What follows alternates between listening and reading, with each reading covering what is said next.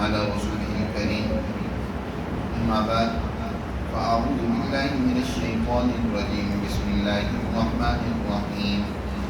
والذاريات ذروا فالحاملات وزرا فالجاريات يسرا فالمقسمات أمرا إنما توعدون لصادق وإن الدين لواقع والسماء ذات الحبك إنكم لفي قول مختلف يؤفك عنه من أفك قتل الخراصون الذين هم في غمرة ساهون يسألون أيان يوم الدين يوم هم على النار يفتنون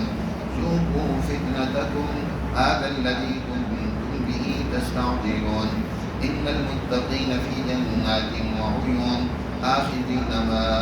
آتاهم ربهم إنهم كانوا قبل ذلك محسنين كانوا قليلا من الليل ما يهجعون وبالأسحار هم يستغفرون وفي أموالهم حق للسائل والمحروم وفي الأرض آيات للموقنين وفي أنفسكم أفلا تبصرون وفي السماء رزقكم وما توعدون فورب السماء والأرض إنه لحق مثل ما أنكم تنطقون. صدق الله العظيم. سورۃ الذاریات یہ ان صورتوں میں سے ایک ہے جن کا بیان سورہ قاف سے ہوا تھا. سورہ قاف سے سورہ قیامت تک کی جتنی صورتیں ہیں یہ صورتوں کا ایک ایسا سیٹ ہے جن میں دین اسلام کی بنیادی نظریات و افکار کو بڑی تفصیل اور وضاحت کے ساتھ بیان کیا گیا اور خاص طور پر نظریہ معاد اس کا بڑا تفصیلی تذکرہ ہے. یاد رکھیں انسان کے جس قدر اعمال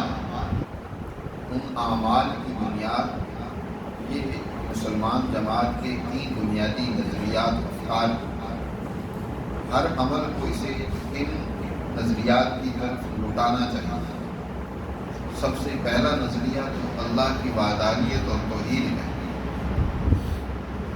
جو اس کائنات کا مبدأ ہے. کائنات کا وجود اسی ذات سے اور وہی اس کائنات کی مدبر ہے اور اس کائنات کا کنٹرول اور اس کا سسٹم اور نظام اسی کا قائم کرتا ہے جس کو نظریہ توحید کہا جاتا ہے. قرآن نے سب سے زیادہ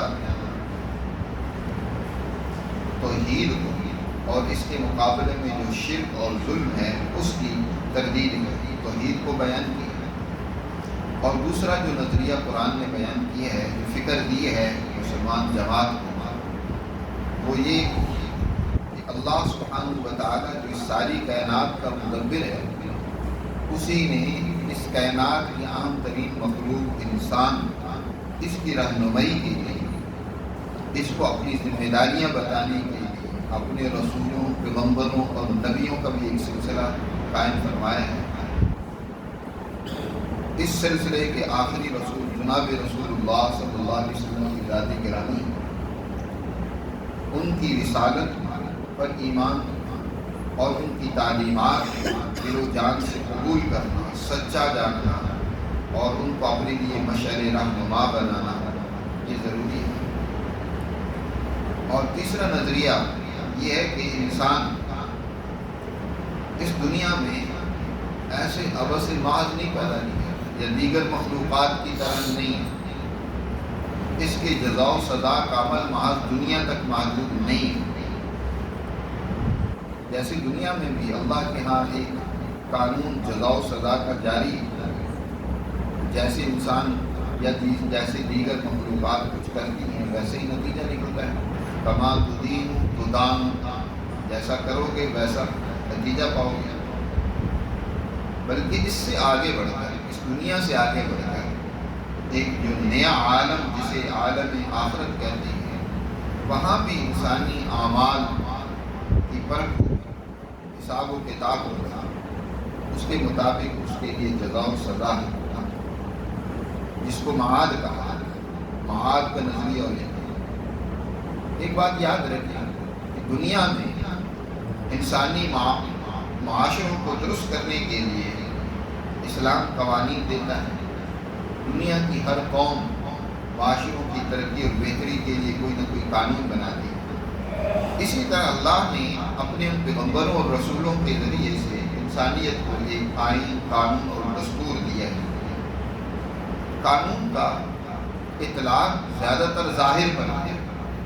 کہ ظاہری طور پر کوئی جرم نہ کرے، ظاہری طور پر کوئی کسی کو نقصان اور تکلیف نہ پہنچائے، دوسرے کے لیے کسی قسم کی پریشانی کا سبب نہ بنے. قانون کا اطلاق ظاہر پر ہوتا ہے، لیکن انسانی زندگی کا بہت سارا حصہ ایسا بھی ہوتا ہے جو ظاہر نہیں ہوتا، ہر وقت عیاں نہیں ہوتا، چھپا ہوا ہوتا ہے. انسان تنہائی میں بھی ہوتا ہے. انسان یہاں تک کہ جو ذہن میں سوچ اور فکر رکھتا ہے، دل میں جو اس پر عزم اور ارادہ قائم کرتا ہے، اسی کے نتیجے میں جو عمل وجود میں آتا ہے، یہ جو قانون شکنی ہوتی ہے، اس کے پیچھے بھی انسان کے نظریات، افکار، عزائم اور ارادے قائم ہوتے ہیں. دین اسلام ایک بہترین معاشرہ قائم کرنے کے لیے ساتھ ساتھ انسانوں کو یہ فکر، یہ نظریہ اور فلسفہ بھی دیتا ہے کہ قانون جو ظاہر پر اس کا اطلاق ہے اس دنیا کی حد تک وہی نہیں، بلکہ اس کے باطن کے افکار، اس کے باطن کے عزائم اور ارادے، بلکہ تنہائی میں کیا ہوا کوئی بھی عمل، وہ بھی یاد رکھیں جزا و سزا سے مستثنا نہیں ہے، اس پر بھی جزا و سزا واقع. اس کے نتیجے میں جب ایک ایسا نظریہ اور فکر کسی معاشرے میں وجود میں آئے گا تو اس کے نتیجے میں وہ معاشرہ کیسا پاکیزہ ہوگا ہم اس کا اندازہ کر سکتے ہیں. کہ وہاں بد اخلاقی، بد کرداری صرف قانون کی سطح تک نہیں ہوگی، بلکہ وہ انسان کی زندگی کے ہر پہلو میں جاری و ساری. یہی وجہ ہے جو غیر مسلم معاشرے ہیں وہاں اس وقت تک افراد معاشرہ درست رہتے ہیں جب تک قانون کی گرفت مضبوط ہوتی ہے. جو ہی قانون کی گرفت ذرا کمزور ہو تو خرابیاں پیدا ہونا شروع ہو جاتی ہیں. بے شمار ایسی مثالیں ہیں. یورپ میں لائٹ چلی گئی تو اب اس اندھیرے میں کتنے جرائم وجود میں آئے، کتنے گناہ ہوئے، کتنی ڈکیتیاں، کتنی بدکاریاں، کتنی قتل و غارت گیری ہوئی، اندازہ نہیں. اب بھی قانون کی نظر سے بچ آ کر بہت سارے کالے دھندے ہوتے ہیں. لیکن جو اسلامی معاشرہ ہوتا ہے جہاں یہ نظریہ اور سوچ اور فکر دی جاتی ہے کہ تم اگر قانون سے بچ بھی گئے لیکن ایک ذات وہ موجود ہے جو تمہیں دیکھ رہی ہے، تمہارے اعمال کو نوٹ کر لیے. پچھلی صورت میں بھی بڑی تفصیل کے ساتھ اس پر بات ہوئی تھی کہ انسانی اعمال ریکارڈ ہو رہے ہیں، اس کی حرکات و سکنات، اس کی ویڈیو آئیڈیو تیار ہو رہی ہے. کل قیامت کے دن وہ چلے گی، انسانی ہر انسان کی وہ پوری مووی اس کے سامنے اس کو کر دی دکھا دی جائے گی کہ یہ تیری حرکتیں تھیں، یہ تیرے اقوال تھے، یہ تیرے اعمال تھے. یہ جو دین اسلام نے سوچ دی ہے کہ جزا و سزا ان الدین لواقع، جزا و سزا کا ہونا یقینی واقعی بات ہے، تمہیں جزا و سزا کا سامنا کرنا ہوگا. اس کے نتیجے میں مسلم معاشرہ جو وجود میں آیا، جو دنیا میں تقریباً 1000 سال تک قائم رہا، وہ ایسا پاکیزہ معاشرہ، ایسا پرامن معاشرہ، ایسا محبت بھرا معاشرہ تھا کہ وہاں جرائم کا نام و نشان نہیں. ہر انسان با اخلاق، با کردار، ایک بہترین سوچ کا حامل تھا. افسوس یہ ہے کہ اب وہ دوسرے قسم کے معاشرے نے غلبہ پا لیا ہے پوری دنیا پر، جن کا آخرت پر یا تو یقین ہی نہیں ہے یا یقین ہے تو مال رسمی طور پر وہ اس دنیا ہی کو سب کچھ سمجھے بیٹھے. یہ دنیا ہی ان کے لیے سب کچھ ہے. لہذا اس دنیا کو بنانے، اس کو سنوارنے، اس کو ترقی دینے کے لیے ان کے سارے کام، ساری سوچ فکر ہے، اور اس کا نتیجہ یہ نکل رہا ہے کہ اب معاشروں میں بدامنی، انتشار، نفرتیں اور خرابیاں کس قدر بڑھتی چلی جا رہی ہیں ہم اندازہ نہیں کر سکتے۔ اور آج مسلمان بھی جو اس نظریے اور فکر کو رکھتا تو ہے، بظاہر اس کا اقرار اور دعویٰ تو کرتا ہے کہ میں مرنے کے بعد کی زندگی کو مانتا ہوں، جزا و سزا کو مانتا ہوں، لیکن در حقیقت وہ نظریہ اور فکر اس کا بہت ہی کمزور اور ماند پڑ گیا، اس پر اس کا یقین محکم نہیں رہا، اس پر اس نے اپنے معاشرے کی تشکیل نہیں کی، جواب دہی، خود ذمہ داری، خود احتسابی کی جو ایک سوچ ہونی چاہیے تھی، جس پر ایک معاشرے کو قائم کیا جانا چاہیے تھا، اب وہ ختم ہوتا جا رہا ہے۔ تو اس کا اثر اور نتیجہ جو ہمارے سامنے آ رہا ہے دن بہ دن، اوپر سے نیچے تک کرپشن ہے، بدخلقی ہے، بے حیائی ہے، خرابی ہے، یہ ساری خرابیاں در حقیقت اس نظریے جزا و سزا کا کمزور ہونا۔ قرآن مجید کی سورہ مبارکہ میں اس کو بڑی دلائل کے ساتھ، تفصیل کے ساتھ یہاں بھی ذکر کیا، اگلی سورتوں میں بھی مختلف انداز میں اس بات کو بیان کیا۔ یہ سورہ مبارکہ مکی دور کے وسطی زمانہ میں نازل ہے، اور یہ وہ دور ہے کہ جب دین اسلام کے خلاف بھرپور طریقے سے پروپیگنڈا کیا جا رہا ہے، یعنی نبی کریم صلی اللہ علیہ وسلم کی ذات گرامی کو مورد الزام ٹھہرایا جا رہا ہے، ان کے خلاف پروپیگنڈے کیے جا رہے ہیں، ان کی تعلیمات کے خلاف پروپیگنڈے کیے جا رہے ہیں، راستوں پر افراد بٹھائے جاتے ہیں۔ مکہ کیونکہ ایشیا کا بلکہ دنیا کے سینٹرل ہے،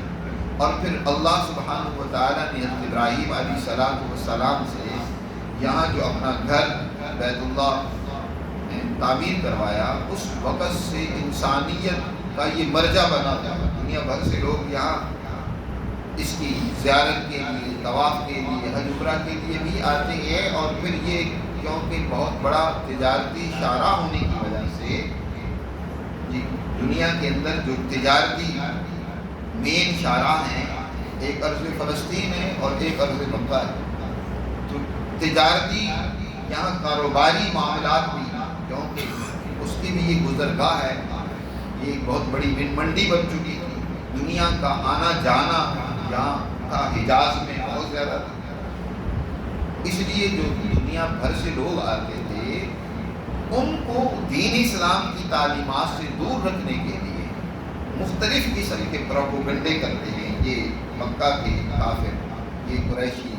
یہ جن کے اس نظام اور سسٹم سے مفادات وابستہ تھے، جو حضور صلی اللہ علیہ وسلم کی تعلیمات کو سننا نہیں چاہتے، اس لیے وہ راستوں پر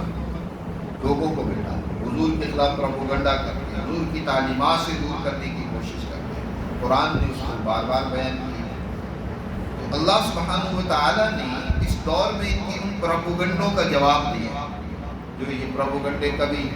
حضور صلی اللہ علیہ وسلم کی تعلیمات جو معاد سے متعلق تھیں ان کے بارے میں پروپیگنڈا ہوتا ہے، کبھی قرآن کے بارے میں، کبھی خود حضور کے بارے میں۔ قرآن بڑی دلائل کے ساتھ اور بڑی تاکیدات کے ساتھ اس کو یہاں بھی بیان کر رہا ہے۔ یہاں 4 قسمیں ابتدا میں قرآن نے کھائی ہیں، اور یہ 4 قسمیں، ان کا جو اللہ نے یہاں 4 قسمیں کھائی ہیں، کن چیزوں کی قسمیں کھائی ہیں اس بارے میں مفسرین کا اقوال مختلف ہیں۔ بہرکیف یہ مختلف اقوال سب ہی یہاں قرآن مقدس کی جو آیات ہیں وہ ایک مفہوم کلیہ رکھتی ہے، اس میں ہر ایک فرد یعنی اس کی کئی ایک افراد ہو سکتے ہیں۔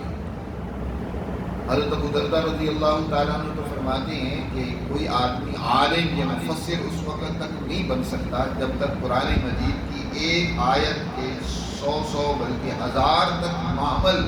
معنی اور مرادیں وہ تلاش نہ کریں۔